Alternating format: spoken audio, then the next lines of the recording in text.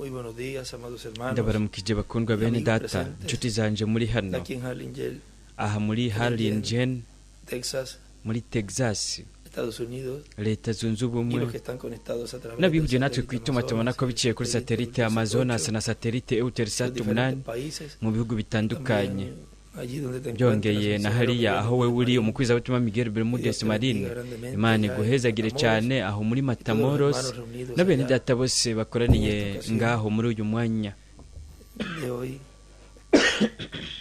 sábado uyu munsi ku isabato 6 itariki zitandatu de diciembre de este año 2000. Kigarama uyu mwaka wa 2025 umwaka wamaze Ya kuduherana nos quedan unos días hasigaye iminsi en mike donde gusa esperamos grandes bendiciones aho de twiteze parte de imigisha Dios ikomeye iva ku Mana en la parte de la palabra y mu la gice parte cy'ibijyanye también n'ijambo byongeye no mu todas las gice bendiciones que cy'iyindi migisha nos yose Imana en yo esta iduha culminación de muri izi mpera y'uyu que mwaka ha sido un año wabaye de umwaka grandes bendiciones, w'imigisha ikomakomeye cyane año de gran revelación, umwaka wo guhishurirwa guhambaye kuvuye ku por Mana lo cual le agradecemos a aricyo Dios gituma dushimira Imana por toda la palabra que nos ku trajo bw'ijambo ryose y la que nos yatuzaniye falta por traer en n'igisigaje estos kutuzanira días finales. muri iyi minsi ya nyuma ya nyuma y'uyu mwaka Darle gracias a Dios por kandi dushimire Imana permitirnos vivir kubwo kutwemerera un año más, kuba tubayeho uwundi mwaka poder glorificarle, tukaba twashoboye kugishemagiza tukaba twashoboye kuyishyira poder hejuru trabajar en su obra, tukaba twarashoboye gukora mu ser murimo de wayo bendición para la obra tukabera umugisha y umurimo hacer que nuestra vida nuko tenga una historia, bigatuma ubuzima bwacu bugira amateka meza mu nteguro yayo un año de historia. umwaka w'amateka Nos queda poquitos días turasigaje para iminsi culminar la mike historia de nosotros kugira ngo ayo mateka yo mu uyu mwaka yacu tuyasozere umwaka wa 2025 broche de oro tuyasozereshe umukanda wa zahabu y comenzar el nuevo año duheze dutangure umwaka más mushasha ánimo, más fuerza. turushirije kugira ishaka izindi nkomezi nyinshi tuvuga tuti mwami nimba umwaka uheze Tuve quizás kumbure situaciones en mi vida naraciye mu bintu kanaka mu buzima bwanje bitaguhimbaye ariko narabikosoye rero uyu mwaka wundi mfasha que no caer, sinongere sino kugwa que ahubwo voy con más entendimiento ngende mfise ugusobanukirwa kurushirije kuba ari kwinshi ubumenyi mu nzira yanje en todo ndetse momento, ndaguhimbara umwanya porque eso es lo wose que deseamos, kuko icyo nicyo twifuza agradarle a él, kuyihimbara iminsi yose y'ubuzima bwacu servirle de todo kuyikorera n'umutima wacu corazón, no porque wose nos obliguen, sino atari porque kubera ko amamos baduhase su obra, badutegetse amamos kubera su ko programa, dukunda umurimo wayo dukunda integuro yayo estamos conscientes kandi ko tuzi quiénes kubera ko somos tuzirikana nosotros, ngo twebwe turi bande porque él nos ha colocado kuko yo en el tiempo de la yadushize culminación mu gihe de cy'umusozo su programa. w'integuro yayo Por consiguiente, rero mu pues, yandi tenía majambo que rero colocar lo mejor iyo yategezwa kuhashira abahambaye beza cyane abakomeye que era cyane creado, abo el ser yaremye humano.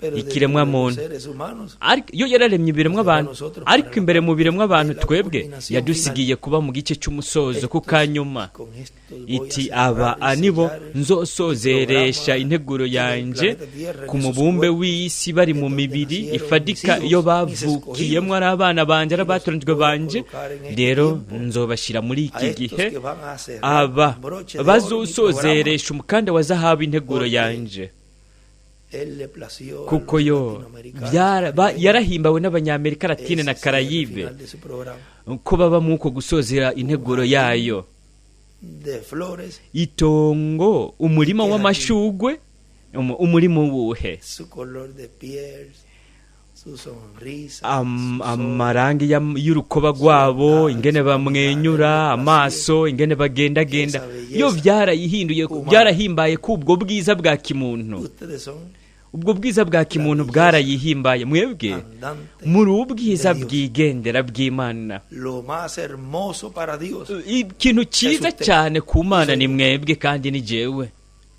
porque Dios mira kuko Imana iritegereza el alma, iraba lo que ubugingo hay ahí dentro, ikiri imbere mu y lo mubiri mostramos. kandi ibyo Miren qué tubigaragaza hermoso se ven. Eh. Qué hermoso es estar feliz. mbega ingene ari vyiza kuboneka duhimbawe tunezerewe, naho umuntu yoba afise ibyo ariko aracamwo mu buzima bwiwe bitoroshe, ariko anezerewe ahimbawe akavuga ati ngenda nezerewe kuko wewe uri kumwe nanje, kandi wewe waranshizeho ngo mbe muri iki gihe cya nyuma kugira ngo nzozere integuro yawe. Imana iduhezagire muri iyi minsi ya nyuma y'uyu mwaka, kandi dusozere umwaka tuyishimira tunezerewe duhimbawe, dutangure umwaka mushasha tuwutanguranye umunezero, ibyishimo, tuzirikana ko vuba tugiye guhindurwa, tugira twinjire mu wundi mwaka urushiriza kuhatwegereza cyane.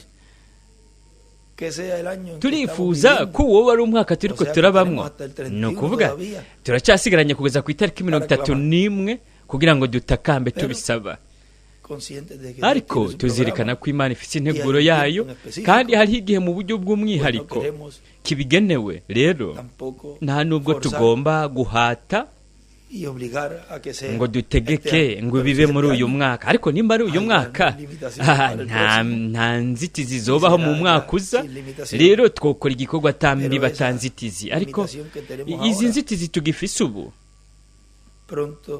vuba tuzobona ko bizogaragarira mu mibiri yacu ikintu tuzoba turimwo gihoraho, nimba vyarabaye mu bihe by'abigishwa kandi kariya kabaye akarorero, bizogenda gute muri iki gihe naho igihe abana b'abahungu n'abakobwa b'Imana baba bafise ukwizera ko bashoboza kuzamuka? Dr. Branham yavuze ati sino kwitambika imbere y'umuntu afise ukwizera ko kuzamurwa, ni kubera ko aho tambibe ziba zihari ku kintu na kimwe. Ni ukuvuga ibyo wowe ushobora kwiyumvira ko ubifisemo inzitizi imbibe muri icyo gice cyo mu uwo mwanya, nta na kimwe kizoba kirimo inzitizi imbibe. Ikintu cyo cyose kirashoboka, ikintu kanaka kirashoboka, byose bizoshoboka ibishingiye ku bwombe butunganye bw'Imana. Mu gitabo cy'ibyahishuriwe Yohana haratubwira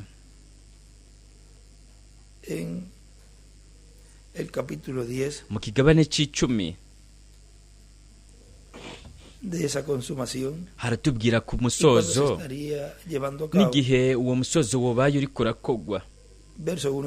Umurongo wa mbere ukabandanya haravuga hati, mbona umumarayika wundi w'inkomezi amanuka ava mu ijuru yambaye igicu, no mu mutwe yari yambaye umunyu w'amazi, mu maso yiwe hasa n'izuba, amaguru yiwe asa n'inkingi z'umuriro, yari afise mu minwe agatabo kazinguruye, ashinga ikirenge cy'iburyo ku kiyaga, icy'ibumoso agishinga imusozi, asemerera n'ijwi rirenga nk'uko intambwe yivuga, asemereye imituragaro ndwi ituragara amajwi yayo, kandi imituragaro ndwi imaze kuvuga, nariko ngira ngo nandike, numva ijwi rivuye mu ijuru rimbarira ritimatanisha ishashara udomemo ikimenyetso iby'imituragaro ndwi ivuze ntubyandike.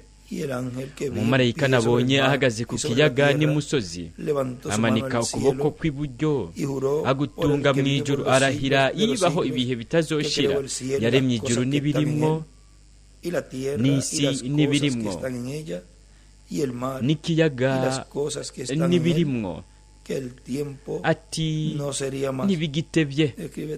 Arandika ko ngo ntikigisigaye ukundi igihe cy'ubucunguzi, ariko mu minsi y'ijwi ry'umumarayika w'indwi, aho azoba agira avuze inzamba, niho ibanga ry'Imana rizoba riherahejwe, nk'uko yo yabibariye abasabyi bayo, ibabarira ubutumwa bwiza, nibo bavugishwa nayo.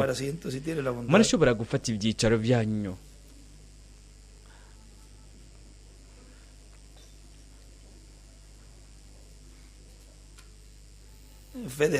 Ukwizera ko kuzamurwa bingana mu gusozera, mu guheraheza kwa nyuma. Ni mu gusozera kwa nyuma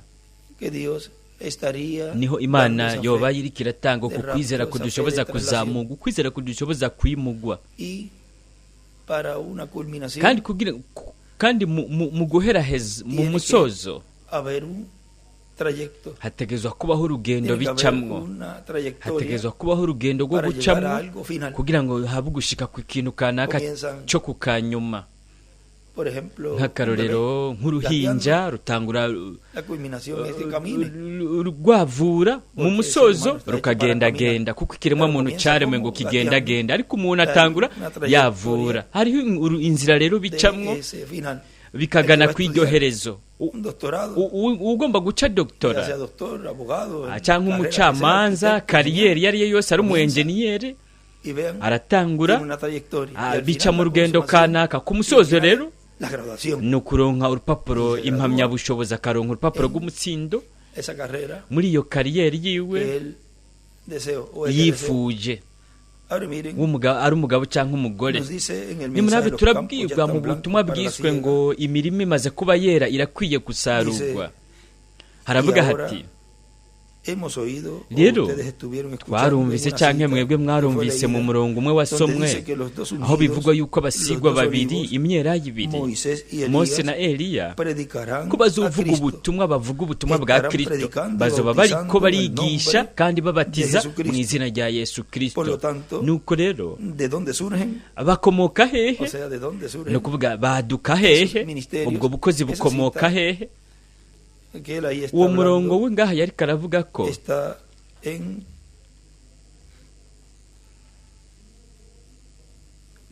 uri ku rupapuro rwa 57.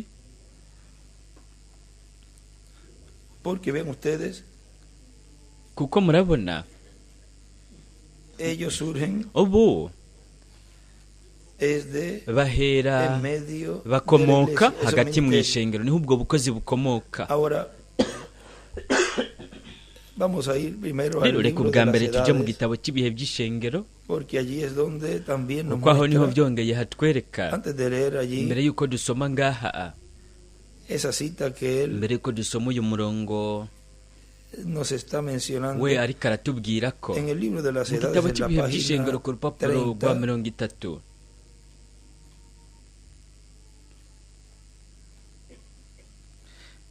haravuga hati, n'ibyari ubutumwa bwiza buzosubira mu Bayuda. Ibyo biri ku rupapuro rwa 41.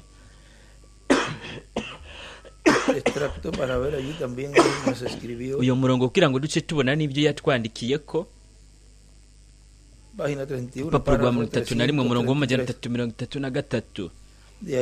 Aho niho yari kwarakura ibiri mu uyo murongo.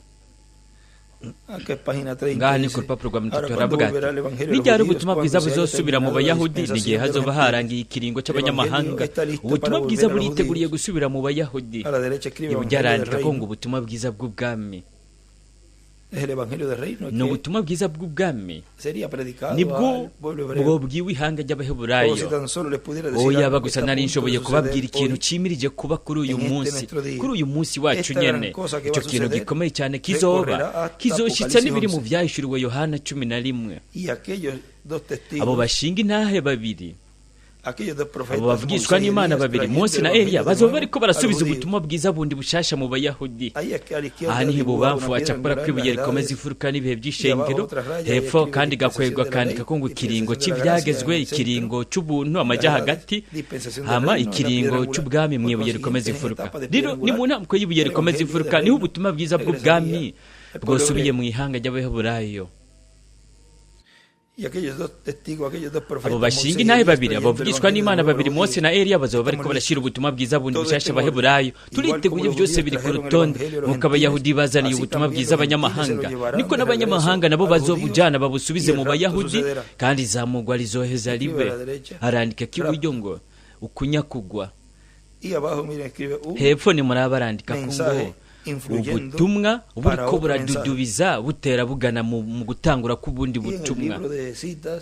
Mu gitabo cy'imirongo naho hejuru y'uyu murongo 333 ku rupapuro rwa 41 aravuga ati, umunsi w'abanyamahanga bingana ikiringo cy'ubuntu.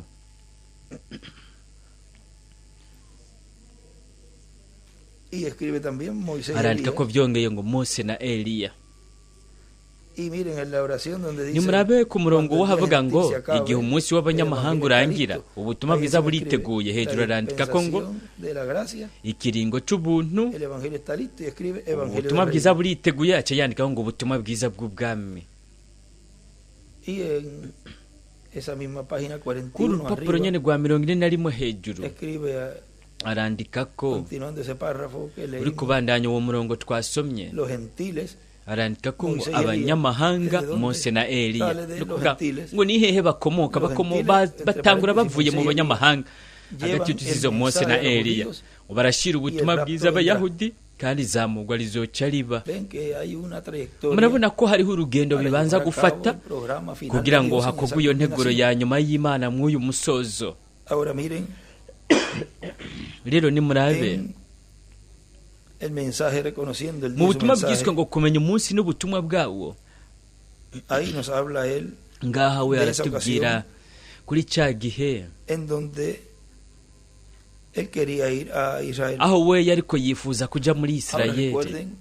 Rero mwibuke ko nimba we yifuza kuja muri Isirayeli ni kubera ko yarazi kwihanga ry'Abaheburayo bo kwakiriye ubutumwa bwiza ubuje bukomotse mu banyamahanga, ni ukuvuga yari afise ubwo bumenyi we, kandi kubera ko yari arimwo impwemu y'ubukozi bya Eliya mu kugaragara kugira kane, yaravuga ati rero hanyene n'ihanga ry'Abaheburayo bagira bahindukirizwe kuri Kristo. Yaciye avuduka ate ashaka kuja hariya, arategura itike, arategura byose. We murashobora kubona rero ko we ariko ariyunguruza nk'uko ni kubera ko yifuza nk'uko bimeze ku ntumwa yose, yarifuza ko yosozera integuro y'Imana habaye izuka no guhindurwa. Kandi kubera ivyo byari kuzoba gute?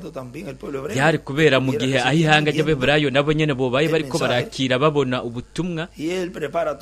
We rero yarateguye byose, igihe yari amaze kuba yiteguye kugira ngo afate indege agende. Nimurabe hariho kimwe mu bibanza habivuga, aravuga ati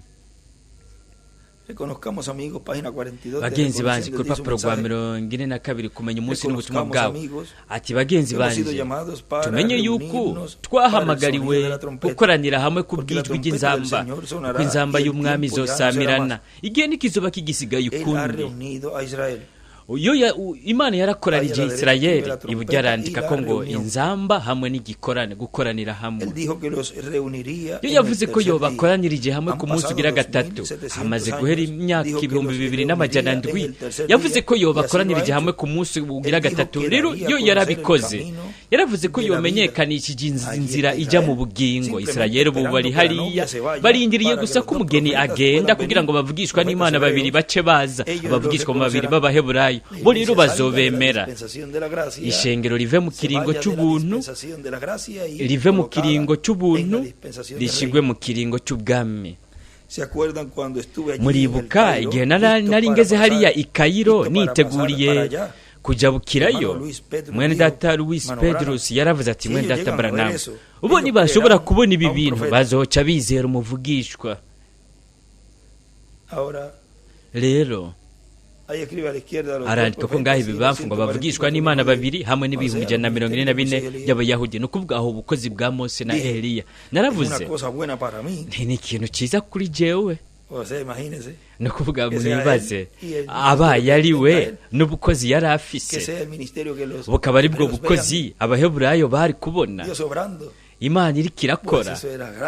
Icyo cyari ikintu gikomeye kuri we, ni ntumwe yihito bibona ko ari ibintu bikomeye. Mwibaze umusozo wa nyuma, ni ikintu cyiza kuri jewe. Murabona ingene umuntu, ariko byongeye ingene ubuntu bw'Imana bumeze. Murabona ingene umuntu ameze, ariko kandi murabona n'ingene ubuntu bw'Imana bumeze. Naravuze inzosoma iri sezerano rishasha, bo baramaze kuyisoma. Mwendata Luis yarabarangikiye amabiriya arenga nk'amamiliyoni wo mu Buswisi, atari nk'Abayahudi ba none.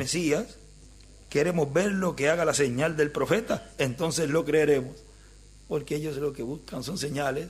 Kuko bo ibyo barondeza n'ibimenyetso. Ahora vean, Luis Petrus dijo, Luis Pedrus yaravuze ati mwenda data Branham ataya niyo mahigwe, allí está la oportunidad. amahigwe naya. Una estrella de David y escribe la oportunidad. Arandika ko ibubamfu ngo amahigwe. Alguien me había dicho que habría una oportunidad. Hariho umuntu yari yambariye ko hazobaho amahigwe, nari namaze kuba niteguye. Ahí a la izquierda escribe ibubamfu arandika si es él el Mesías, ati nimba we ari Mesiya, si es el Mesías, ati nimba ari Mesiya nakore ikimenyetso cyerekana ko ari umuvugishwa. Si es él nimba we ari Mesiya nakore profeta. ikimenyetso nk'icy'umuvugishwa. Alguien me dijo que el hermano Argyle había dicho, hermano Branham, eso a la ari wari yavuze ati mwenda data Branham ivyo vyotera uruhagarara muri Israeli, uzana ikimenyetso nk'icy'umuvugishwa hagati yabo baca bizera. Byose yari yabitegekanije, aturaza gukora ikimenyetso nk'icy'umuvugishwa bace bizera, bo nihanga ryizera. Mbega ingene ari byiza iyi ntumwa imaze kuba ifise ihanga izi ko ryizera. Hariya turavuga tuti ati byose bimeze neza, tujyana twese niyo ntumwa kugeza ku kanyuma. Nicyo gituma yavuga Dawidi, nicyo gituma yavuze ati nkeneye umusirikare yohagarara iruhande yanjye.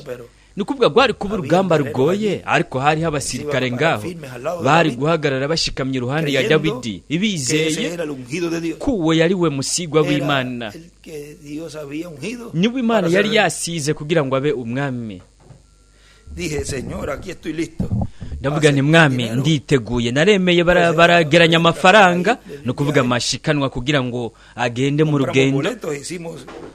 Twaraguze itike tumaze kuba tugeze i Cairo. Ndavuga ntego me mwami nditeguye. Buri gihe mu gikorwa cyose dutegezwa kuba twiteguye kugira ngo dukore igikorwa cy'Imana. Buri gihe twiteguye, reka dukore ikintu kanaka, ego ndabishoboye, hari igikorwa cyo gukora, ndi hano, sinzi ariko ndi hano, nditeguye, ndahari mwami. Buri gihe niteguye gukira nkora igikorwa cy'Imana, atari umuntu ahaswe ategetswe. El Espíritu Santo me dijo. Mpwemu yera yarambariye. ¿Quién? El Espíritu Santo. Inde mpwemu yera. Este no es tu lugar. Ati iki kibanza si cyawe. Este no es tu tiempo. Ati iki gihe si cyawe uri kurihuta. Y escribe ahí, es el del quinto Elías. Arandikaho ngo ni igihe cya Eliya wa gatanu, ibyahishuriwe Yohana 11 verso 3 umurongo wa 3. Y a la izquierda ibubamfu dibuja una piedra angular, las edades, aracapura ibuye rikomeza imfuruka n'ibihe by'ishengero, y escribe abajo, kandi arandika ko hepfo en la parte de las edades, mu gice cyo mu bihe by'ishengero kwako gace arandika ko ngo inzamba indwi, hejuru n'akandika ko ngo inzamba irenga. Y abajo escribe el hepfo naho arandika ngo Eliya gira kane, si Eliya wa gatanu. Naribagije ndagowe, ati naje uru rugendo rwose kugeza nino, none ngira nsubira inyuma. Hari ikintu cyavuze kiti garukira ngaho ntujyeyo hariya, jya mu Buhindi ntujyeyo hariya, ahubwo jya mu Buhindi ariko ntujyeyo hariya. Arandika ibubamfu ngo muri Isirayeli oya, jya mu Buhindi. Naragendagenze amajyi inyuma y'aho abanyezamu barinda indege. Ndavuga nti kubera ikiga mwami Yesu, ibyo nibyo ushatse kuvuga. Yaciye amenyesha rero ko atari abanyamahanga babavugishwa n'Imana, bategezwa kuba barabahwanye n'ibyanditswe. Mose na Eliya bategezwa kuza. Icongeye ko umugeni kugeza n'ubu ntarajyanwa, abo bavugishwa n'Imana bazogaruka rero bakora ikimenyetso nk'icy'umuvugishwa. Ibyo nibyo bihwanye n'ibyanditswe. Aho rero niho byose bica bishyizwa mu buryo butunganye. Isirayeli nk'igihugu muri rusange kizovuka umunsi umwe. Arandika ko ngo ikiringo kigira 3. Icyo gihugu nticyari gushobora kuvuka mu kiringo kigira 2 mu biringo 3 bya nyuma, mu kiringo cy'ubuntu. Byategezwa kubera mu kiringo cy'ubwami. Arandika ngo umunsi ugira 8, no kuvuga mu gihe cy'ubuye rikomeza ivuka. Amen. imico yo ku mugoroba iriko irakayangana. Aharandika k'ibubamfu ngo Zekariya 4 ibyahishuwe 11:3 kugeza kuri 6. Arandikaho kandi ngo Mose na Eliya. N'iburyo nimuraba amajya hejuru arandikaho ngo Isirayeli bingana 144,000 bazoba ari icyo gihugu kizovuka muri rusange mu buryo bw'impwemu. Aribyo muvugishwa n'Imana Ezekiyeli yatubwiye ko kuri rya yerekwa ry'amagufa yumye ingene mpwemu w'Imana yari kuzogaruka muri Isirayeli. Rero murabona arabandanya avuga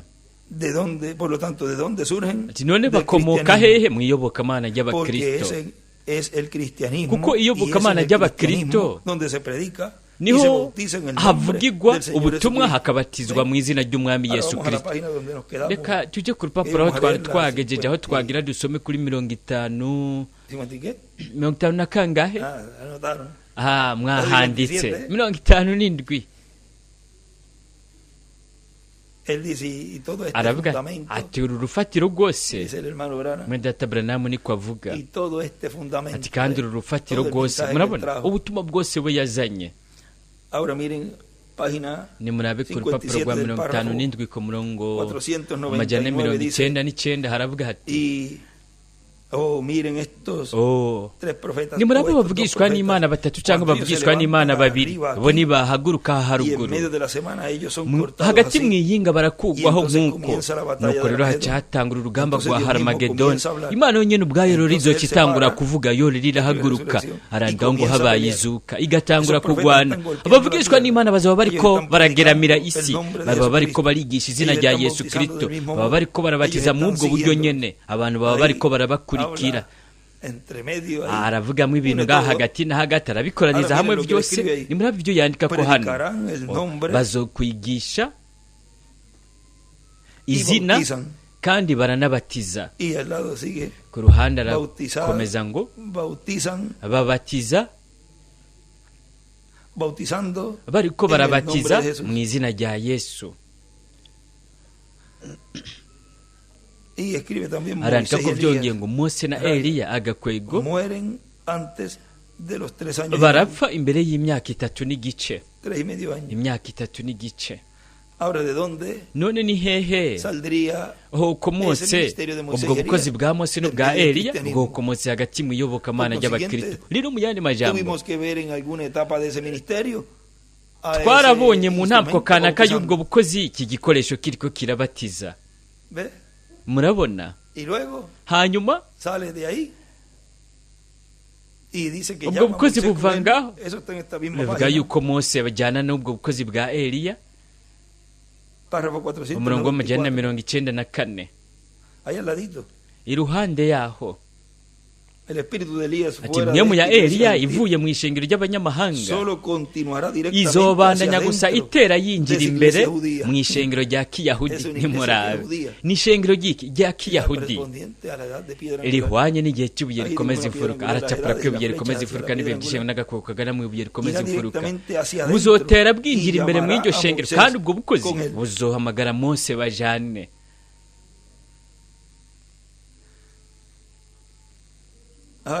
Haleluya. Mwebwe murabibona kandi we kuri we arabica ku muzingi, ni igikoresho. Umuvugishwa n'Imana ntumwa wanyu uwo rero azokwigisha bwa butumwa nyene nk'ubwo kuri Pentekote bubwira Abayahudi. Arandika ko ngo umwaka wa Yubile Abalewi 25 ari bo bigeze kwanka Mesiya. Amen. Murabibona buzoba ari bwa butumwa nyene bwo kuri Pentekote nibwo abo Bayahudi bazotera babwigwa. Bubamfa amajya hejuru arandika ngo igihe cya Kiyahudi bingana ikiringo cy'ubwami n'igihe cy'ibuye rikomeza imfuruka, kuko aracapura ko ibuye rikomeza imfuruka. Hanyuma arandika ngo igihe cy'abanyamahanga. Hejuru yari yaranditse ko kandi ngo Mose hamwe na Eliya. Rero ibi byose murabona ni nyuma byari gushitswa inyuma y'ikiringo cy'ubuntu. Muri ubu butumwa bwiswe ngo kumenya umunsi n'ubutumwa bwabo, murabe ku rupapuro rwa 8 haratubwira ngaha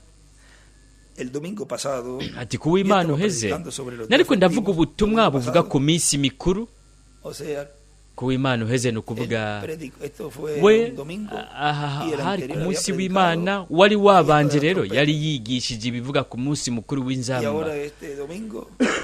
Rero kuri uyu w'Imana cyayigisha ubutumwa bwitwa ngo kumenya umunsi n'ubutumwa bwawe.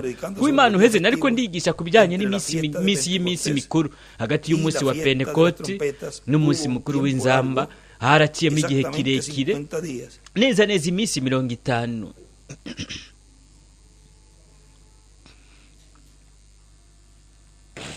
ngaha haracapura ko ibuye rikomeza ifuruka n'ibihe by'ishengero n'agakwego kagana mu gihe cy'ibuye rikomeza ifuruka kandika ko 49 hepfo hejuru, naho n'agakwego kagana mu ibuye rikomeza ifuruka kandika ko 50. Pentekote bisigura 50. Cyari igihe aho ibyamwa vya mbere by'isarura byazanywe. Turabona ko hariya muri kiriya gihe byashushanya mu buryo butunganye ibyamwa vya mbere bigaragara bishushanya ibyamwa vya mbere vya mpwemu yera byari gusukwa ku bantu, yari gusukwa ku bantu. Turabona rero ko iyo minsi 50 yakiriwe n'abanyamahanga, kuko Imana yarahamagaye mu banyamahanga ihanga ryitirirwa izina ryayo. Twagiye turaca mu munsi mukuru muremure wa Pentekote. Rero ubu mu by'ukuri hagati y'iminsi 50 haciyemo amasabato 7. Amasabato 7 yashushanije ibihembwe by'ishengero, aho yo yahamagaye mu banyamahanga ihanga ryitirirwa izina ryayo. Aracapura igice cy'ibihe by'ishengero gusa ibubamfu mu gihe cy'umunsi mukuru wa Pentekote. Rero ku iherezo ry'ayo masabato 7 ariyo yabayeho, hategejwe kuba mu munsi w'impongano, arizo nzamba 7. Arandika ibubamfu ngo umunsi w'impongano uyu munsi. Inzamba 7 kwari kugira ngo hahamagagwe umunsi wo kwibabaza ku by'ikimazi, no kuvuga hatangwa impongano. Turabona rero ko inzamba 7 zegukiye gusa Isirayeli yonyene. Umwami ntiyanyemereye kwigisha kwizi inzamba 7. Hepfo arandika ko ngo inzamba 7 bingana zizana ugukoranirizwa hamwe kwera kwa Isirayeli kubw'umunsi w'impongano mu mwaka ugira 50, umwaka wa Yubile. Reka nsubire nsome.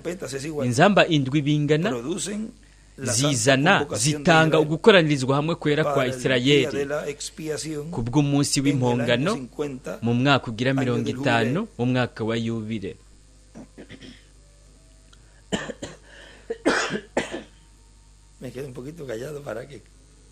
Narimeze nk'unuma gatoya kugira ngo mubanze mwandike, kuko ni mwishure. Reka rero ngira nce nsubira nsome.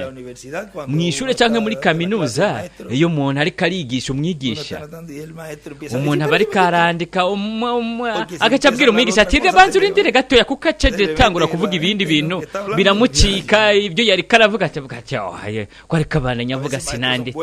Hari igihe abigisha baba ari beza bagasubiramwo bagasubiramo uwo murongo. Rero ngira nsubiremo uwo murongo mbu mwigisha mwiza. Ndiko nditera amashugwe. Aravuga ati mbega ingene ari byiza ihanga rinezerewe. Las 7 trompetas es igual. Inzamba 7 bingana. Las 7 trompetas es igual. Inzamba 7 bingana. La santa convocación. Zizana ugukoranizwa hamwe kwera. Kuri kwera arabishyira hagati y'utuzitizo. Zizana ugukoranirizwa hamwe kwera kwa Isirayeli kubw'umunsi w'impongano mu mwaka ugira 50, umwaka wa Yubile.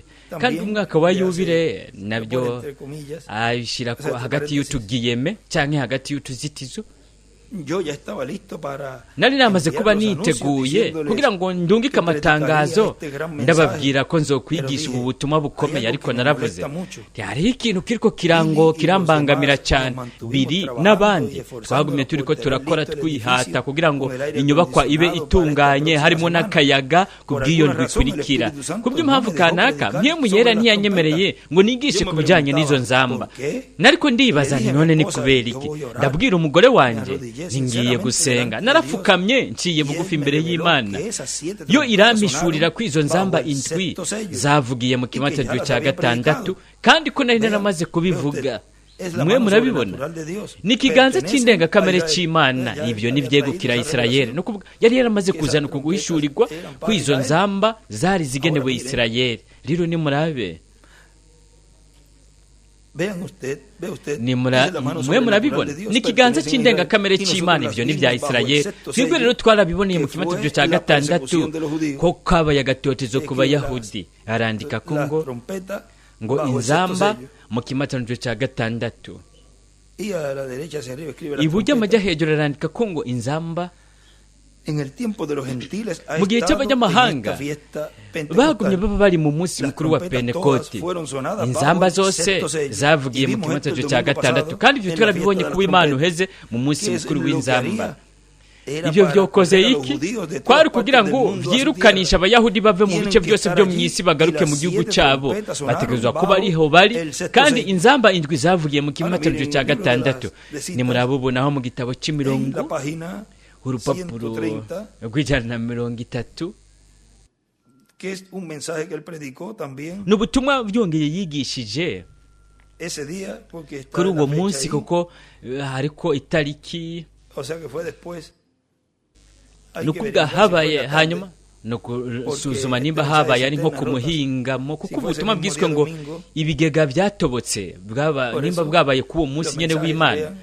Nicyo gituma ubutumwa bo yarambarira ati, wewe niwabona nk'akaruru ubutumwa bwitwa ngo ikimenyetso, ukaraba imbere n'inyuma aho yabuvuze, ubutumwa buri hafi y'ubwo aho yazanye amajambo kanaka no guhishurwa kanaka, ati uzobona ishusho ifoboye y'ibyo mpwemu yari ategezwa kuzana cyangwa yazanye, kuko ibyo atavuze mu ubwo butumwa arabivuga imbere gato n'imbere kandi gato mu ntangamarara y'ibyo yari yabagiye kuvuga. Rero n'urufunguzo urondera hirya no hino y'ubwo butumwa. Rero ubutumwa bwitwa ngo ikimenyetso ni ukuba umuntu iruhande yabwo aba afise ubutumwa bwitwa ngo gutakamba mu kwihebura, n'ubutumwa bwitwa ngo umunsi mukuru w'inzamba. Umuntu akaba afise buri kumwe n'ubwitwa kumenya umunsi n'ubutumwa bwawo, n'ubutumwa bwiswe ngo ibigega byatobotse, kuko aho yaravuzemo ibintu kanaka atari yavuze mu ubwo bundi butumwa bwabanje, cyangwa yarabivuze naho akaba atabifoboye mu buryo bwo mu mwuzuro imbere gato. Rero bigaheza bigahurirana. Ni murabi ibyo avuga mu butumwa bwitwa ngo ibigega byatobotse, umurongo wa 11:64. Timwibuke yuko abahiriho ari bazima baba bagisigaye nibatangira imbere abasinziriye, kuko inzamba y'Imana, iyo nzamba ya nyuma ya 6 irandangije kuvuga, kandi iyo nzamba ya nyuma ari nacyo kimatanirwe cya nyuma. None ikimatanirwe cya nyuma ni ikihe? Ikimatanirwe cy'indwi. Icyo ari cyo ikimatanirwe cy'indwi k'umugeni, ariko ari kuza k'umwami. Ni inzamba igira indwi ku Bayahudi, ni Mose na Eliya. Ndibuka igihe yavuga ati utegerezwa kumenya ingene uvyifatamo neza. Ibyo vyigwa by'inzamba igira indwi, ikimatanirwe cy'indwi, ndavuga ni ingene no vyifatamo neza. Ni byiza ncanza ndiga bijyanye n'inzamba y'indwi, ikimatanirwe cy'indwi, ndondeza ibijyanye n'iyo mirongo. Umenga ndafite inyigisho namuteguriye ku bijyanye n'ibyo byose, ati kugira ngo mbe ndazifise nayo, ariko sinariko ndabicikanda ko jewe ubwanje ari je ndiko ndavyiga ku bw'ibi ingene Imana ikora ibintu mu buryo buciye bugufi cyane, ingene mwemu yera umurezi atanga ingingo ngendegwa ko ubuyobozi akamenyekanisha ibintu. Kumbura umunyeshure atabica nikanda nko muri kaminuza cyangwa ku ishure, ata ndiko ndaguha urufunguzo, niko yambwira ati ni wige na biriya, ni haduka ikintu kanaka. Rero ya 6 ngira rangije kuvuga, kandi iyo nzamba ya nyuma ari nacyo kimatanirwe cya nyuma kuzoba ari kuza k'umwami. Izo samirana bapfiriye muri Kristo bace babanza bikangure. Rero murabona we byongeye yaratubwiye ngaha mu gitabo cy'imirongo, yaratubwiye ko ikimatanirwe cy'indwi aricyo ibyashyiriwe hana 10. Reka turabe ku rupapuro 129. haratubwira reka turabaho biri ngaha kuri 11:49 haravuga ati guhera ku butumwa bw'umumarayika ntumwa w'indwi w'ikimatanijwe cy'indwi n'ibyashuye hana 10 cyabaye ikimatanijwe cy'indwi byashuwe 10 no kuza ku mumarayika w'inkomezi ujya ku nzamba indwi hagati y'izo ncuro zibiri. Mana mbega ibi bintu twabivuga gute ngo bikunde abantu babibone? Hagati y'iyo nzamba ya gatandatu kandi nzamba ya gatandatu n'ikimatanijwe cy'indwi bivugira icyarimwe. Hagati y'inzamba ya gatandatu n'inzamba y'indwi hagiye kuzogaragara muvugishwa mu banyamahanga kugira ngo ahamagara abantu bundi bushasha ku nyigisho zo mu nkomoko zo mu byahisho. Abashinga intahe babiri baca bagaruka ku bayahudi kugira ngo babashikane kuri Yesu mu gihe ishengero ryo ryadugijwe. Abavugishwa bose ijambo ry'umwami ntishobora kunanirwa, ntirizoba ridini. Arandikaho ngo Mose na Eli bubamfara capura kw'inyenyeri ya Dawidi agacapura ibuye rikomeza imfuruka byongeye. Murabe kuri 11:50 naho nyene ratubwira ati rero ubwo nyene kw'iri shengero ibanga ry'ikimatanijwe cy'indwi rimaze kumenyekana ibanga ry'ikimatanijwe cy'indwi rimenyekanye no kuvuga aho ni ukumenya ukuza k'umwami. ubwo nyene rero abayahudi baca bahamagagwa n'ibanga ry'inzambi girindwi ari barabavugishwa n'Imana babiri Eliya na Mose.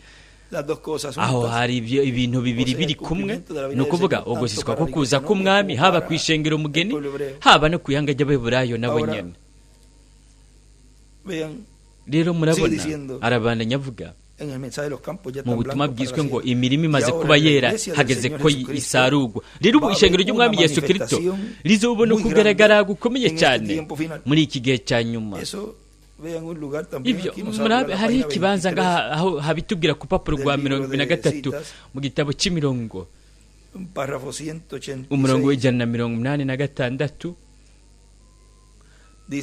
haravuga hati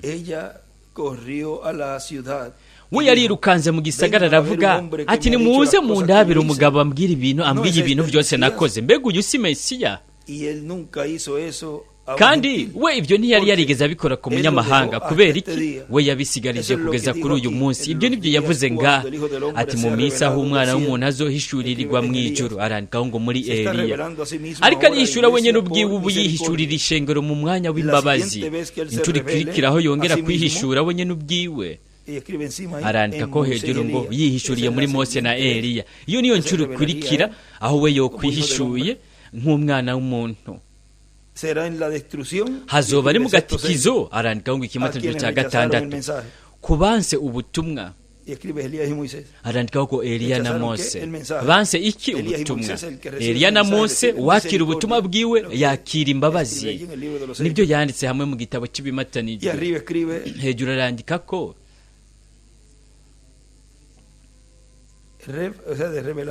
ni kuvuga ibyahishuriwe Yohana. Yandika ko reve no kuvuga ibyahishuriwe Yohana.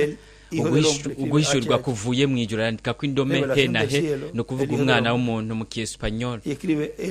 Arandika ko umwana w'umuntu yihishura incuro zibiri. Rero twarabonye uko kugaragara k'umwana w'umuntu mu mwanya w'imbabazi bibereye muri Revera William Branham. Urupapuro rw'ijana cyangwa 22 ahanyene ku murongo w'183 we aravuga ati umwana w'umuntu ubu ariko arahishurwa yihishurira mu ijuru hamwe na Eliya. Nibyo yanditse ko iburyo no kuvuga hari muri Eliya mu kugaragara kwe kwa kane. Mbega zoca zinyuma y'igihe gito yaga muri Data Branham. Nubu ibi sinifuza ko no bikora ku giti cyanje muri iki gikorane. Ndifuza ko mwemu ari muri mwebwe atangwa n'Imana yoshobora gusoma ibi ndiko ndavuga. Umwana w'umuntu yaramaze kuza avuye mu bwiza ariko arihishura wenyine ubwiwe mu myaka kanaka iheze yihishurira ishengero ryiwe mu mbabazi agigisha kugaragara kwe gukomeye. Ariko arakora nka bya bintu nyene yakoze igihe yari akiri ngaha ku isi. Ariko arihishura wenyine ubwiwe nk'uko yabikoze hariya kwa Abrahamu imbere ya kagatikizo. Hejuru kuri paragrafu arandika ko ngo yaraje mu bwiza bwiwe umwana w'umuntu ubuntu n'urubanza. We yaramaze kuza mu mbabazi ariko arihishura wenyine ubwiwe yihishurira ishengero. Baragiye baramutwenga baramukengera. Incuro ikurikira aho yongera kwihishura arandika ko ngo mu kiringo kigira gatatu inshuro ikurikiraho yongera kwishura wenyine ubwiwe hazoba ari mu gihano kije ku isi no ku bihugu byiyobagije Imana bicumura ku kuntu itanga ubuntu, ahubwo ku munsi wayo w'ubuntu. Arandika ko ngo Eliya na Mose umunsi wayo w'ubuntu ikiringo kigira kabiri, nibyo yandika ko ngaha. Hejuru arandika ko kandi byahishuwe 19:11 kuza kuri 21 ni ukugaragara k'umwana w'umuntu aje mu rubanza mu gihano, ariko ku batoranijwe hoho abaje mu mbabazi, azanye imbabazi. Nimurabe mu butumwa bwiswe mu munsi mukuru aho inzamba zivuga, turabwirwa ku rupapuro rwa 46 aravuga ati nimurabe turiko turasozera ubukozi nk'umumarayika w'indwi, abo bashinga intahe babiri bwubaye buri mu iyo nzamba y'indwi, neza neza imbere y'inzamba ya gatandatu, imbere gato y'inzamba y'indwi. Arandika ko ngo mu nzamba ibyashyuwe na 11:15 kugeza kuri 19, hepfo arandika ko ngo inzamba irenga. Rero mwibuke kandi narababwiye ko nogarukanye iyi nzamba irenga. Nico gituma hari igihe yavuze ati wemere mwami nze nshikirize iyi nkota uwundi, azoba umuntu ari honete aheza bandanya jane ukuri. Mwenda William hari ibyo yanditse nabyo yene yabisize. Yavuze ko yokoze iki ngaha muri Yesaya, yavuze ko yovuga inzamba irenga, inzamba irenga atari inzamba y'ubu umunsi mukuru w'inzamba. Hariho zibiri muri izo, Mose na Eliya, kugira ngo izo nzamba zihamagare, ariko munsi y'inzamba irenga hari kuza k'umwami kugira ngo bitangaze ko Yosefu agarutse. Murabona amahanga yose azokoranira hamwe i Yerusalemu. Hejuru arandika ko ngo inzamba irenga iratangaza Yosefu, arandika ko ngo Yesu mukuza kwiwe. Kristo umusigwa Mesiya nico kimwe. Iburyo amajya hejuru arandika ko Yerusalemu niho bose bazokoranira. Rero aravuga ati amahanga yose azokoranira i Yerusalemu, ibihugu byose bizokoranira i Yerusalemu. Kujya hariya ntitwokwigwaho, ariko none bigenda gute ingene ibihugu byose bishobora gukoranira i Yerusalemu uyu munsi? Biriko biraba n'ingoga na n'ingoga. Murabona ingene Imana ishitsa byose, yari kuzoshitsa byose mu buryo butiye bugufi, mu buryo bwiyoroheje, kuko iki ni igihe cyo gushyitswa k'ubu buvugishwa. Rero mu yandi majambo, Imana izokora kugira ngo ibyo bibe ukuri, kugira ngo ibyo bishyitswe, kuko ijambo ryaramaze kuvugwa. Rero ritegeza guhinduka ukuri, kandi twese tuzokora kugira ngo ibyo bikunde. Amahanga yose abe akoraniye i Yerusalemu. Rero nimba uzoba umugwa mukuru w'isi yose, rero abakuru b'ibihugu n'abatware bategezwa kwitegura. Umuntu akavuga ati ndagomba ko ubuserukizi bwanjye buba buri hariya bw'igihugu cyanjye kikaba ariyo kiri, kandi byose bitegezwa kwimikwa gushigwaho bihereye ubu, bigahera ubu. Hakaba hari ko haraboneka ingene bizoba bimeze mu nganji y'imyaka 1000. Nimba mu nganji y'imyaka 1000 hazoba harabami n'abaherezi n'abamikazi n'abacamanza n'abantu bazoba baganje bari hariya. Nukuraba rero ibishusha nivyo. Umuntu akavuga ati ndumwe, umuntu akavuga ati ndumwe. Aha hariko haravugwa kuri jewe, ndiko ndasaba nishuza ico kibanza. Ico kibanza ni icanje, ndahagarariwe muri ivyo. Iyo ni telefone yanje, nari nibagiye, yari yagumye, sinari nayishize muri siransiye igihe natambuka nkaza ngaha. Reka ndayishire muri siransiye ntihave. Nubu baracyari karahamagara. Ni byiza, hari igihe usanga ari alarme réveil ihamagaye, sinzi ko urugi goba bwugaye mu ndabire. Ibyo ni bice by'ibijyanye.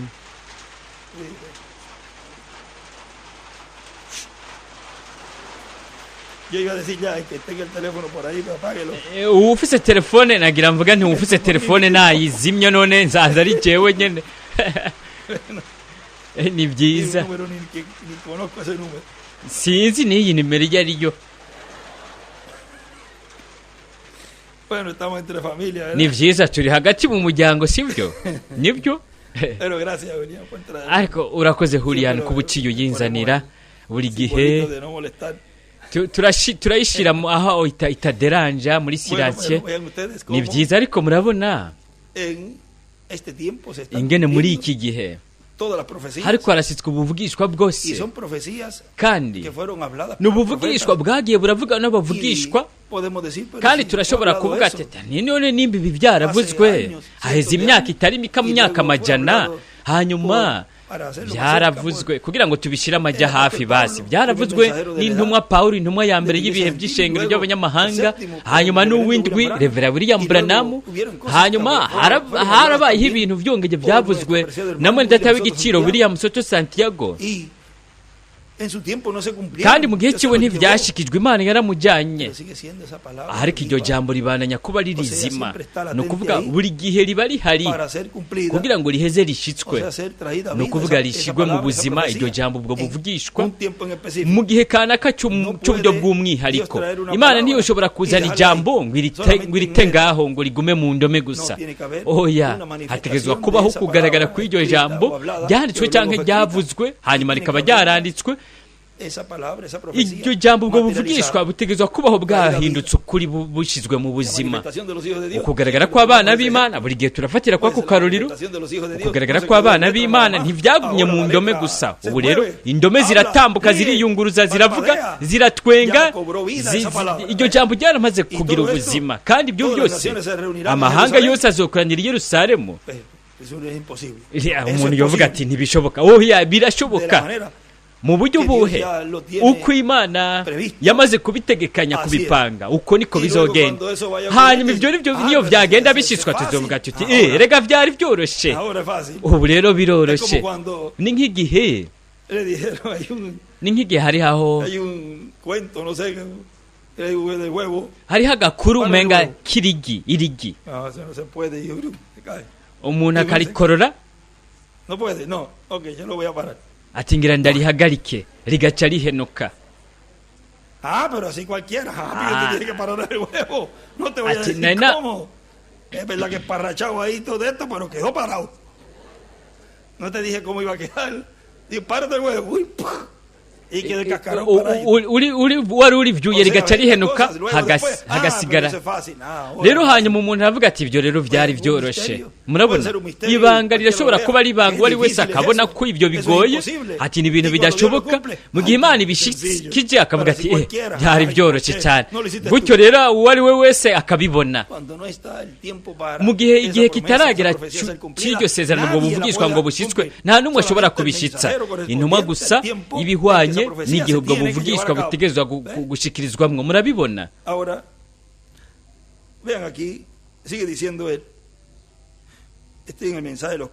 ndi mu butumwa bwiswe ngo imirima yamaze kuba yeze ngo yimbugwe byarabonye na Reverend William Branham kuko we yaravyeretswe mu iyerekwa cyangwa mu mayerekwa atandukanye rero iyo ntambwe yayisugukwegwa kwa gatatu cyangwa umumarayika yamwiyereka yayisugukwegwa kwa gatatu kandi gukwegwa kwa gatatu kuragira igice cyako gisozera kibera mu ihema nini katedrale rinini cyane aho niho yaboneye igice gisozera gukwegwa kwa gatatu ni kuvuga igice cya nyuma cyo gukwegwa kwa gatatu mu gitabo cy'imirongo ku rupapuro rw'121 haratubwira ngaha mwaka gace de esa etapa párrafo 1076 umurongo wa 1076 que es una etapa haratubwira ko ari intambuko murabona we arayita ngo igice cy'amajya hejuru rero hariko harahinduka ibyivuga butumwa kugira ngo habe kuruhuka ku buryo mpemu w'Imana ashobora kukujyana mu mwuzuro mu bundi buringanire arandika k'iburyo ukuzamurwa ibuye rikomeza imfuruka n'ibihe by'ishengero. nimuraba arandika ko hejuru w'impinduka z'ivugabutumwa kugira ngo bitujyane mu bundi buringanire, uburinganire bwo hejuru cyane. ni ukuvuga uburinganire ubwo Pawulo yajyanywemo, bivuga yuko ibintu gutwi kutari bwigere kumva n'ijisho ngo ribibone bitigeze bishika mu mutima w'umuntu. ati nibyo Imana yateguye, yabiduteguriye twebwe, ibintu ntabwo tutari twarigeze twumva, kuko siho twari turi mu ubwo buringanire bwo mu ijuru, uburinganire bwo hejuru cyane. ntiyavuze yuko inkingi y'umuriro yari kiravugisha ubundi muntu yari hejuru y'aho we yari ari. aravuga ati inkingi y'umuriro yaragurutse ivaho narindi umucyo, bivuga yuko iyo nkingi yari kiravugisha ubundi yari hejuru y'aho narindi. rero uwo inkingi y'umuriro yari kivugisha iki gikoresho, uwo muvugishwa abatanzwe n'Imana, hanyuma bubaye bariko baramwumviriza ibyo iyo nkingi yari kiramubwira. si ukuvuga yuko abigumana wenyine, nuko ahubwo yari kubimenyekanisha impinduka z'ivugabutumwa kugira ngo bitujyane mu bundi buringanire, ahantu kuri podiyumu hejuru. nimuraba hari abantu nyavuga ngaha mw'ubu butumwa. rero si ngomba kuvuga ko aho honyine ariho byo kwigaragarije, ariko ni uko hariho habera igice gisozera, yoshobora gutangurira mu kindi kibanza icyo ari cyo cyose. ni ukuvuga ikibanza icyo ari cyo cyose, iyo ntambwe ushobora kuhatangurira. igihe we yabona ihema katedrale, yari amaze kuba ariko arabona ikintu cyari ko kiraba kijya mu bikorwa haheze igihe. ni ukuvuga ko nimba byari ko birashyirwa mu bikorwa haheze igihe, ni ukurondeza rero ngo ibyo bikorwa biri ko bibera hehe, ni hehe aho Imana iri kirakorera. kandi nimba Imana iri kirakora ibintu biri mu bikorwa ku isi muri icyo gihe, nuko rero mu ijuru hari agacerere, kuko ni mu gihe cy'igihimba cy'isaha cy'agacerere. igikorwa rero kiri ko kirabera ku isi. urupapuro 32 aho haratubwira ibyo byobaye biri ko birakorekerwa ku isi, ari byo tuzi ko ari kwizera ko kuzamurwa. nimurabe ku rupapuro 32 umurongo w'267 haravuga hati, rero igihe abantu b'Imana batangura gukoranira hamwe ku yindi ncuro, haba ubumwe, haba ububasha. abantu b'Imana iyo begeranye bakajya hamwe mu mwuzuro, ndizeye ko izuka rizoca riba rero. n'iryari rizoba igihe haba habaye ko gukoranira hamwe, icyo gikorane, ubwo bumwe. rero ni igihe cyo kuzamurwa, igihe mpwemu yera atangura kubakoraniriza hejuru. aracapura ibuye rikomeza imfuruka n'ibihe by'ishengero, n'agakoko kagana mu ibuye rikomeza imfuruka, aho atangura kubakoraniriza hejuru. murabona ni cya gice kigenewe umugeni, kuko kuwa gatatu ni kubw'umugeni, inkumi z'ibijuju abazimiye n'ibihumbi 142. ariko murabona icyo gice ntikivuga ku bijyanye n'ivugabutumwa, kuko aho ibyo twasomye yagira ave mu ivugabutumwa, kugira ngo habe kuduga mu gihe cyo hejuru. rero igikorane gukoranira hamwe ni isarura, ni bwa burobyi bwa za mfi nini we yifuza kuroba. mwene data Branamu byongeye, murabona turabibona no mu gushyitswa kw'iyerekwa ry'ihema, igihe yamwereka cya kiyaga, atatangura we kugerageza kwigisha abakozi b'Imana ingene boroba, kuko hari harimo imfi ngaho nini izo we yagomba kuroba. kandi ibyo bihwana no gukwegwa kwa gatatu, aho ni imfi nini zirobwa. wowe uravuga uti genda urufi runini. wowe uzi gute kuri urufi runini? ni kubera ko uri mu gihe cy'ibuye rikomeza imfuruka, kandi waramaze kurobwa.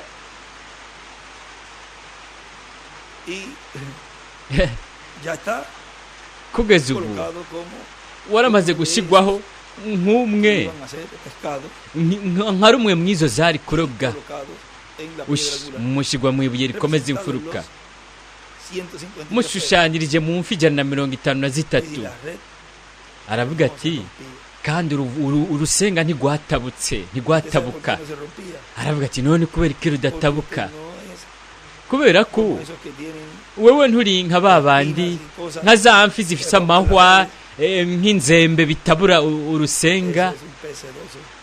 n'urufi rwiyoroheje ruri duse. ntimurabe mu buryo bucuritse kuko ni intare, ariko bivuga yuko urusenga rutatabuka. ibyo byose murabona igihe waba ariko aravuga ku bihahe, we yabanje kwikura ko amahwa yamufashe ku ipantaro, atayandika ko ngo amadini, kugira ngo habe kurengana mu iyo ntambuka aho yari karavugira. hanyuma tuzorondera icyo kibanza. murabona rero ubwo burovyi bukogwa bw'izo mfi nini, izo mfi ntizitabura urusenga. mwibuka urusenga ni urusenga rw'ubutumwa bwiza. nibyo tabutse mu burovyi bw'izi mfi nini. mwebwe wewe nturi urufi rwatabuye urusenga, ubutumwa bwiza.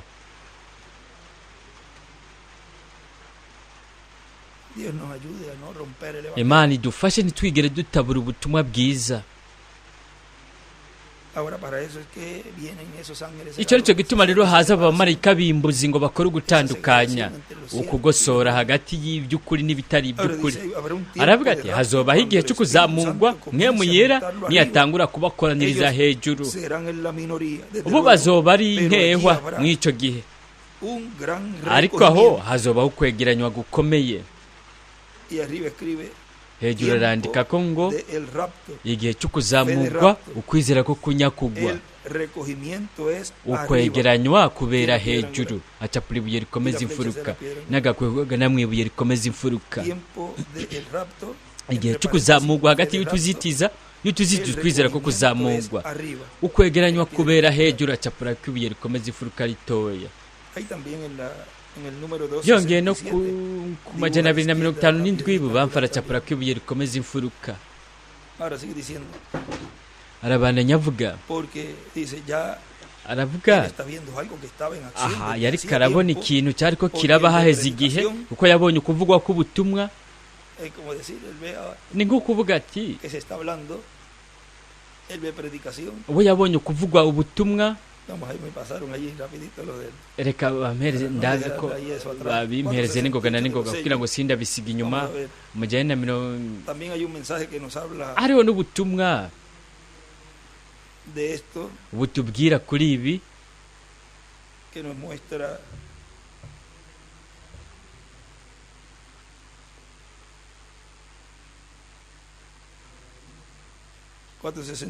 amajyane 68.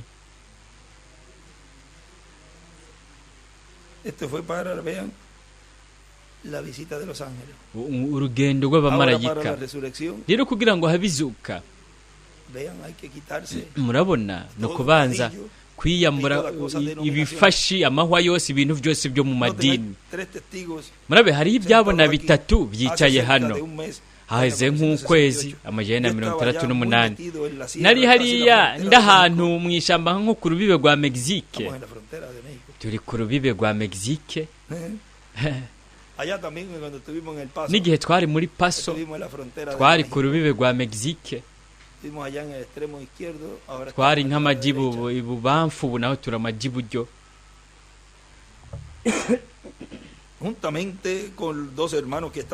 hariho bene data babiri bicaye nga, nariko ndikura ko ibifashi ku ipantaro. arandika ko ngo ibifashi, amahwa, ibifashi, amahwa y'ugwamfu. mwikure ko ibyo bifasha iby'ugwamfu mubyikure ko mubirandure n'imizi. Hari igihe bikumata ko cyane ku buryo bifyuka mu ipantaro bikakuzibura, ukavuga uti kirambabaje cyane, cyarenganye n'ipantaro, ukabyumva kikuzibuye ati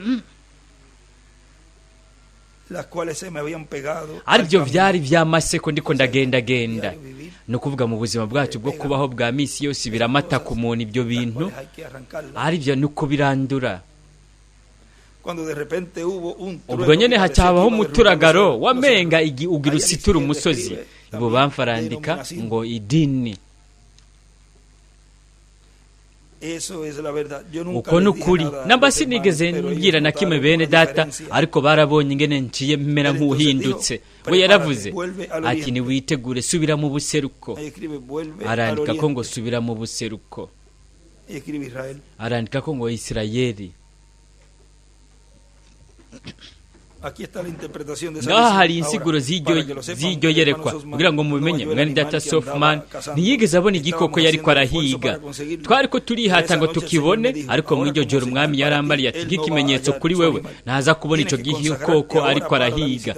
Utegezwa kwiyeza mu uyu mwanya bwo kugenderwa n'abo bamarayika. Nukuvuga ko we yategerezwa kwiyeza, kandi nimurabe yari yabanje kumubwira ko yo kwikura ibyo bifashi. Izo ni inyigisho zikomeye cyane kwishengera umugeni.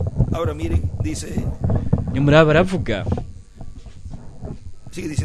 arabana yavuga ngaha mu butumwa, kuko hari kuvuga ubutumwa abantu bahangagwa ku gicaniro, yabonye abagwaye basengerwa n'ibindi n'ibindi, kandi ibyo ntivyaduka mu ijoro rimwe kugeza mu gitondo kimwe. We rero yabonye umunsi umwe mw'iyo misi aha ubwo bukozi bwari ko burakora. Rero kugira ngo ubwo bukozi bushike ngaho, nimurabe ku rupapuro rwa 7b mu gitabo c'imirongo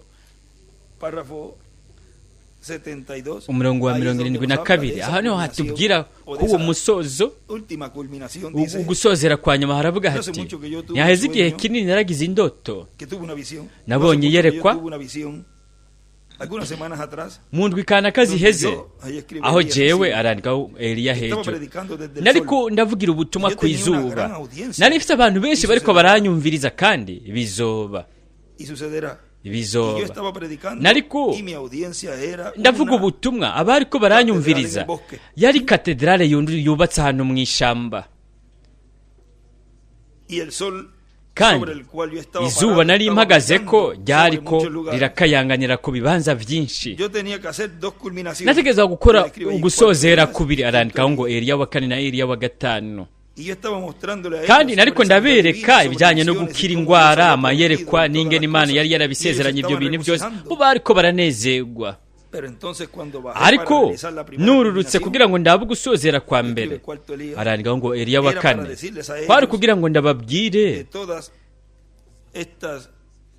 kuri ibi bintu byose, ko ibi bintu byose kwari kugira ngo ndababwire ko ibi bintu byose byari ijambo. Nimurabe ngaha hejuru y'uyu murongo wa 72 arandika ko ngo ugusozera kubiri kwa Eliya, ihema ahantu mu ishamba be n'izuba. Ugusozera kubiri kwa Eliya, ihema ahantu mu ishamba be n'izuba. Nimurabe hepfo arandika ko ku rupapuro rwa 7b arandika ko izuba ryo ku mugoroba agakwego Eliya, izuba ryo mu gitondo agakwego Mose na Eliya, ukuza kugira kwa kabiri.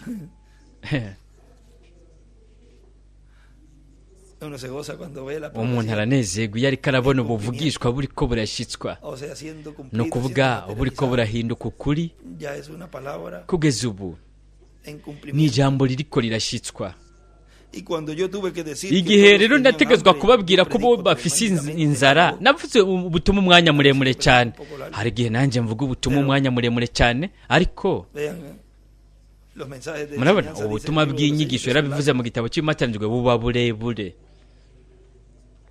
Hejuru arandika ko ngo ndigisha umwanya muremure cyane biteye ubwoba, aravyandika ko ngaha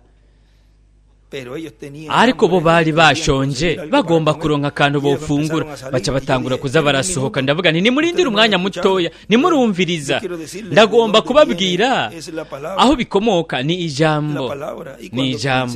Ntanguye kuvuga ku bijyanye n'ijambo n'ingene byakozwe n'ijambo, bose baciye basohoka. Uko niko byagenze.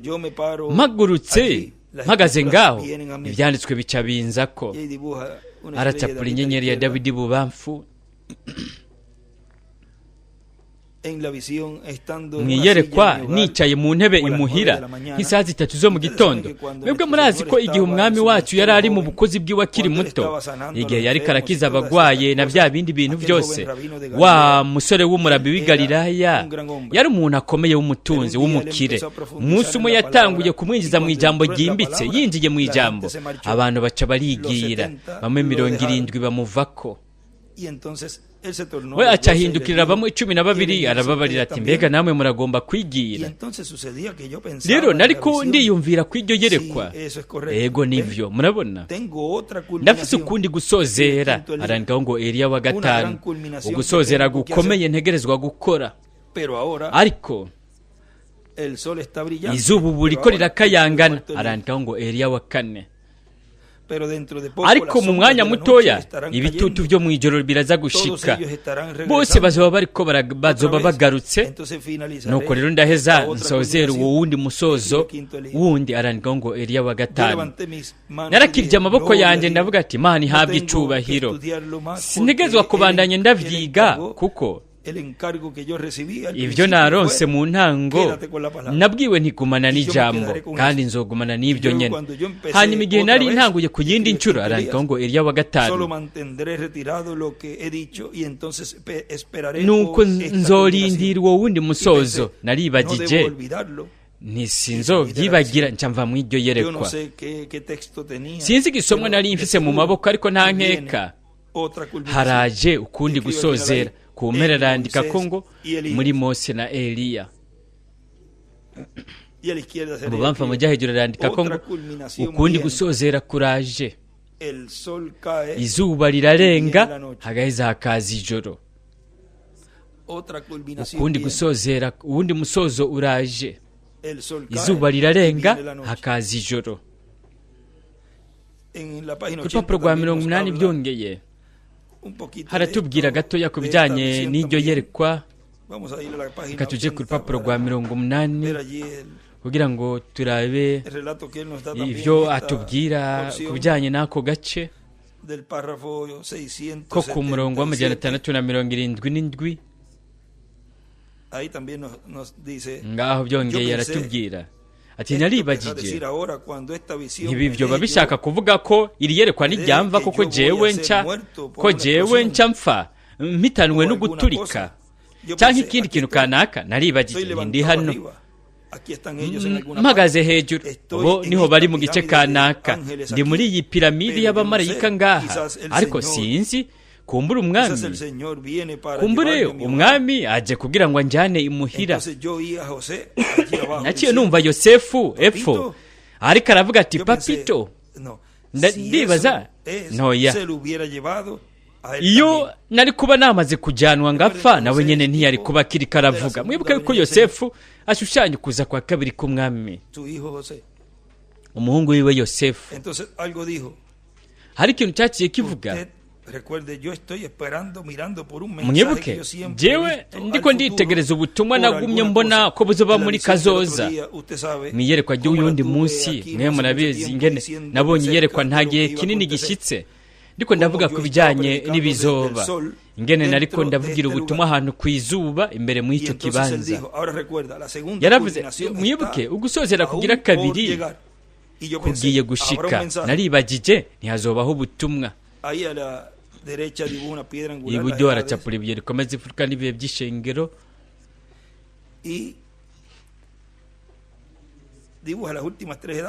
aracapura ibihe bitatu bya nyuma, ariko guhera hepfo atangura gucapura imizingi 7 ushizemo n'itatu ya nyuma, akandika ko ngo ukwezi ishengero. Hejuru naho mu ibuye rikomeza ifuruka ashyiraho imishwarara, akandika ko ngo izuba.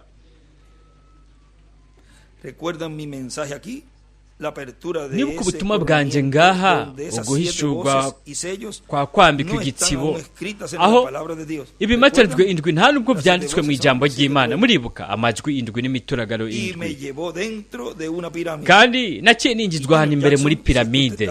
Junior Jackson, nimba wewe uri ngaha, nta gihe kinini giheze tubivuze, Imana yagaragaye mu buryo butunganye.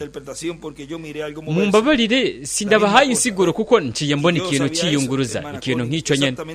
Mushiki wacu Collins nawe nyene ni nk'uko nyene, batandatu muri abo, bitandatu muri ibyo biriko bitumbera ku ico kintu nyene. Yerekwa nari nababwiye mwese mu myaka yose yaheze byo byarabaye.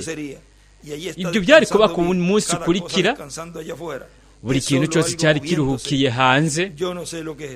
Ni ikintu kiriko kirabasinzi cyari cyo. Aho ibubamfa amaja hejuru arandika ko ngo ugusozera kugira kabiri hazobaho ubutumwa. Nikubwa hagati y'imirongo ugusozera kugira kabiri hazobaho ubutumwa buri ko buvugirwa kwizuba navyo vyandika ko ngaho. N'amajya hejuru uko murongo wo hejuru arandika ko ngo ariko avugira ubutumwa ku zuba. Arandika ko imbere yo kuvuga ubutumwa arandika ngo Eliya wa gatanu, no kuvuga Eliya wa gatanu ariko aravugira ubutumwa ku zuba. Hepfo naho abamarayika indwi, imituragaro bingana ntabwo yanditswe.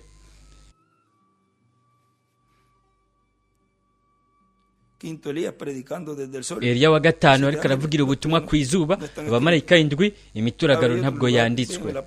Hari ikindi kibanza murabe ku rupapuro rwa 80 naho nyene ku majana 683 uja uhereye bihera kuri rupapuro rwa 80 hepfo aravuga ati ndibuka uyarurutse muri wa muco munini ahagaze iruhande y'uruzi mu 1933 mu kwa gatandatu igihe yavuga ati nk'uko Yohana Mubatizi yarungitswe agategurira inzira kuza kwa mbere kwa Kristo, nawe ndakurungikanya ubutumwa bwo kujana mu isi gutegurira inzira kuza kwa kabiri kwa Kristo.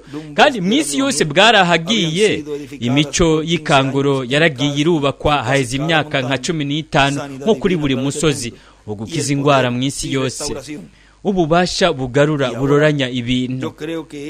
Rero ndizeye ko uwo muco witeguriye kuzana uko gusozera kwa nyuma. Arandika ngo Eliya wa gatanu kugira ngo hazanwe ukwizera kuzozamura ishengero kurijyane mu bwiza, riruhukire mu butumwa.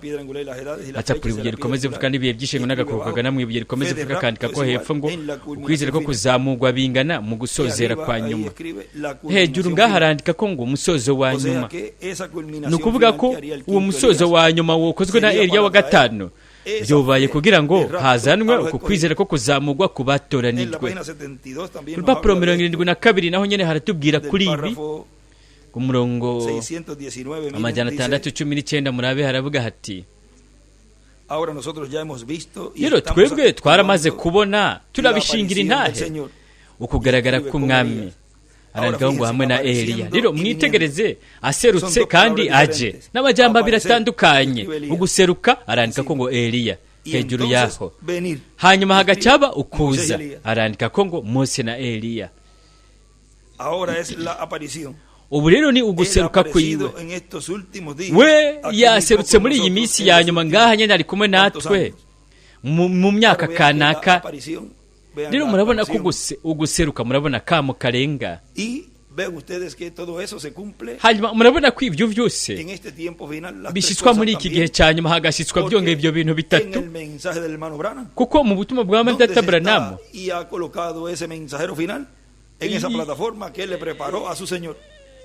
yariko yubaka igicaniro yateguriye umwami wiwe. Aho rero hari mu kamo karenga, nukuvuga byose biraheza bikakoranizwa hamwe muri iki gihe. Akamo karenga ijwi ry'umumarayika mukuru n'inzamba y'Imana, akamo karimo mu butumwa. Yaravuze ati kumbure sije nzobikora, ariko ubu butumwa nyene bwanje buzotegurira inzira Yesu Kristo mu isi. No kuvuga ukuza kwa kabiri k'umwami. Ku rupapuro rwa 77 byongeye haratubwira umurongo wa 659 dice, haravuga hati, después de Sardi, inyuma ya Sarudi, Lutero. Ruteri, hanyuma haciye haza Philadelphia ukwezwa Wesley gukira indwara. Ubeshwaho no kwizera gusa niko Ruteri yavuze. Ukwezwa biciye muri Wesley. Haca haza urukundo rwa bene data muri Laodikiya. Kandi twebwe turizeye ko ubutumwa bukomeye bwo guseruka kwa kabiri kwa Eliya, arandikaho ngo wa gatanu. Kurande arandikaho Eliya wa gatanu. Guseruka kwa Eliya mu minsi y'iherezo kuzotera uruhagarara mu isi. Arandika ko hepfo uguseruka kwa kabiri kwa Eliya, Eliya wa gatanu hamwe na Mose. Uguseruka kwa kabiri kwa Eliya, Eliya wa gatanu ari kumwe na Mose mu minsi y'iherezo. Arabana yavuga ati, kandi buri gihe muri buri gihe harabaho ubukozi ubushigwa mu ntumwa ku ishengero ry'umwami Yesu Kristo. Buri gihe harashyirwaho intumwa yo muri buri gihe no muri buri kiringo. Ariko aganisha kuri Mudata Branham ati, kandi we ntiyari we igikoresho, kuko yari karabona ibintu byose byari ko birahabera.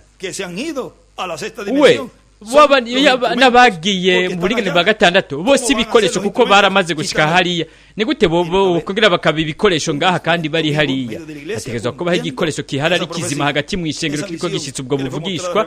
Iryo yerekwa Reverend William Branham yeretswe. Kandi we ntiyari igikoresho kuko we yari kararaba ibintu byose byari ko birahabera, kandi ntiryari ihema katedrale giwe. We ntiyari yarigeze aribona. Yarahajyanywe kandi ntiyatahura ibyari ko birabera mu kumba gatoya, kandi yari karabona ko hari ikintu cyari ko kirahabera, kuko abantu basohoka bakiza indwara ariko ntiyabitahura. Nuko rero ntibwari ubukozi bwiwe, ntiyari we mu bukozi bwiwe ahari ngaho, ahubwo yari uwundi muntu. Ibifuboye kurushaho, insake ntiyobika neza kurusha ngaho. Bwari ubukozi bw'umwami mu kuza kwe kwa kabiri. Nibwo yabonye igihe yari yururutse, avuga ati, ibyo yambwiriye ngaho, ati umuntu muri iyi si, ati ehe Bibiliya ndayifise mu kuboko kwanjye, ndarahiye nta muntu wo muri iyi si azokwigera bimenya, ati nzobizigama mu mutima wanjye. Aho yarabonye kandi arumva izina, kandi yarumvise ibintu byose byari ko biramenyekanishwa. Ukwizera ko kuzamugwa bingana mu gusozera. Ni ukwizera ko kuzamugwa uko umumunsi wo muri twebwe turi ko turakira muri uyu musozo wa nyuma, mu gusozera gukomeye cyane kw'integuro y'Imana. Harakozwe gusozera muri buri kiringo, igihe kimwe cyaba kirangiye hatanguye ikindi, kandi babaye abanyamahirwe ababaye mu gusozerwa kw'ibyo biringo byaba birenganye, hariko hatangura ikiringo gishasha. Wabari umugisha kubaba ariho bari bahibereye muri uko gusozera kw'icyo kiringo, hariko hatangura ikindi, ariko barushirije kuba abanyamahirwe cyane. Abo ni twebwe turi mu gusozera kwa nyuma, no kuvuga umusozo wa nyuma w'integuro yayo. Twebwe nitwe twaramukiwe kuba tuhari. Ubufindo bwadukubitiye amabanga ahantu heza. Ubufindo bw'iki? Ubufindo bw'ihema. Ihema ryaratwikiriye, ryaragutse. Uko gukwegwa kwa gatatu kwaragutse, ahariho hose hari umwana w'Imana, kuko hari aho hose babiri cyangwa batatu bakoraniye mu izina ryanje, mu izina ry'iwe rishasha, aho niho ndi hagati muri bo. Kandi umugabane, umurage twagenewe urakomeye cyane. Urakoze Data kubw'umugabane, kubw'iragi wangeneye. Urakoze Data kubw'umugisha uri kurama. Urakoze Data ko wansize muri iki gihe cya nyuma mu kugusozera kwanyu. Urakoze Data. Tuzokwama buri gihe tumushimira kubwo kudushira muri iki gihe cy'uku gusozera kwa nyuma. Ukwizera ko kuzamurwa bingana mu gusozera kwa nyuma. Kuri jewe ribaye ihigwe rikomeye cyane kubona ari kumwe namwe ngaha muri Harlingen, Texas. Nkaba nsabikanije namwe uyu mwanya muri iyi minsi tuyaga ku ijambo ry'Imana n'ibintu byose Imana iriko irakora, kandi umwe wese muri mwe mukagira uruhara muri iyi nteguro. Ku munsi w'ejo Imana ibishatse tuzoba turi hariya muri Matamoros, kandi Imana izitwemerere hariya guhishura no kuvuga ibitegezwa kuvugwa, tunume n'ibitegezwa kunumwa, kuko ntitugomba ku integuro y'Imana ikogwa ko ahubwo ishitswe. Kandi kubera ko mwe muri hanga ritahura, muzomenya igituma hariho ibintu bitavugwa, ahubwo bikagenda biravugwa uko Imana iriko iragenda iduha itwemerera kubona, kuko icyo twifuza ni ukubona abagiye kuzozuka natwe duhindurwa. Iryo ni ryo hangiro, ariko uwo mwanya utaragera hari inzira bibanza gucamwo ibintu, inzira uwo musozo ucamwo. Muri ibyo byose twese turagomba ko twosangwa turabizigirwa, ntiturogoye, ntidutabura ubutumwa bwiza, ntidukora ikintu gikora ku nteguro y'Imana, ahubwo tube abo bufasha kubwo gukura ukwaguka k'ubwami bwa Mesiya, ubwami bw'umusigwa, bwa bwami vuba bugiye kuzoba bwimitswe ngaha ku isi. Ukwizera ko kuzamurwa bingana mu gusozera kwa nyuma.